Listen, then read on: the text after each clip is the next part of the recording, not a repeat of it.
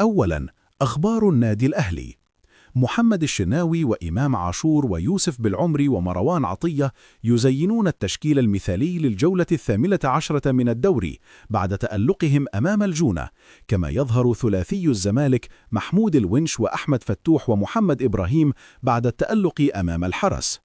حسين الشحات ومحمد الشناوي وأحمد نبيل كوكا يواجهون شبح الإيقاف أمام نادي زد حال حصولهم على إنذار جديد أمام سموحة. بعد قضاء يوم أمس مع عائلاتهم في محافظات مختلفة، لاعبو الأهلي يعودون للقاهرة للانتظام في التدريبات استعدادا لمواجهة سموحة. محاولات مكثفة من عادل مصطفى ووليد صلاح الدين لإقناع المدير الفني بمنح شريف فرصة في ظل تراجع مستوى كاموش ومروان عثمان. مصطفى شوبير يقترب من العودة لحراسة مرمى الأهلي أمام سموحة ضمن سياسة التدوير الأخيرة. كاموش وخطط لاستقدام أسرته إلى مصر لمساعدته على التأقلم في القاهرة بعد ضغوط كبيرة منذ انضمامه. المدير الفني يدرس إعادة طاهر محمد طاهر للتشكيل الأساسي واللعب بإمام عاشور بجوار بن رمضان وآليو ديانج في الوسط. الأهلي يرفض العرض الإسباني لبلال عطية بسبب الخلاف على نسبة إعادة البيع وبنود إضافية. بدري رجب ينتقد التعاقد مع كاموش ويؤكد أن جراداتشار كان الأفضل والصبر عليه كان أولى. منافسة قوية بين محمد الشناوي ومصطفى شوبير في حراسة المرمى مع أفضلية طفيفة لمصطفى حاليا، لكن الشناوي يظل رقم واحد. ثانيا، أخبار الزمالك. ثلاثي الزمالك الونش وفتوح ومحمد إبراهيم يظهرون في التشكيل المثالي للجولة 18 من الدوري.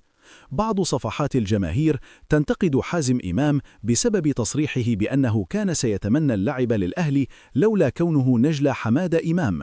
معتمد جمال يعيد محمد عواد لحساباته بداية من مباراة زد مع استمرار الاعتماد على المهدي سليمان أساسياً. مسؤولو الأهلي يتمنون استمرار الزمالك في المنافسة حتى يلعب بجدية أمام بيراميدز وعدم تكرار سيناريو الموسم الماضي. أخبار إفريقية وتحكيم.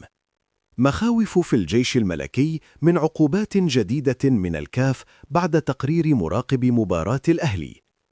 الكاف يحدد 13 مارس 23 رمضان موعداً مبدئياً لذهاب ربع النهائي بين الأهلي والترجي، و20 مارس 30 رمضان للإياب مع انتظار التأكيد. علي الكعبي يطالب بإقامة مباراة الإياب في ملعب محايب، والكاف يرفض منع جماهير الأهلي من الحضور. مساهمة بوعالية لاعب الترجي ب3 أهداف في آخر 5 مباريات تجعله من أخطر أسلحة الفريق. ناصر عباس ومحمد الصباح وخبراء تحكيم ينتقدون محمد معروف بعد طرد عمرو قلاوة في مباراة بيراميدز وسيراميكا، مؤكدين أن القرار لم يكن موفقاً. أخبار عالمية. باريس سان جيرمان يحلم بالتعاقد مع إيرلينغ هالاند من مانشستر سيتي قبل انتقاله المحتمل إلى ريال مدريد. نيمار يخطط لاعتزال كرة القدم قريباً بسبب الإصابات المتكررة.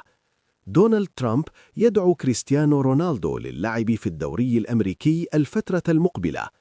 الإعلامي سيف زاهر يؤكد أن المنافسة على درع الدوري ما زالت قائمة، مع أفضلية نسبية للأهلي بخبراته ومعطيات المنافسة الحالية.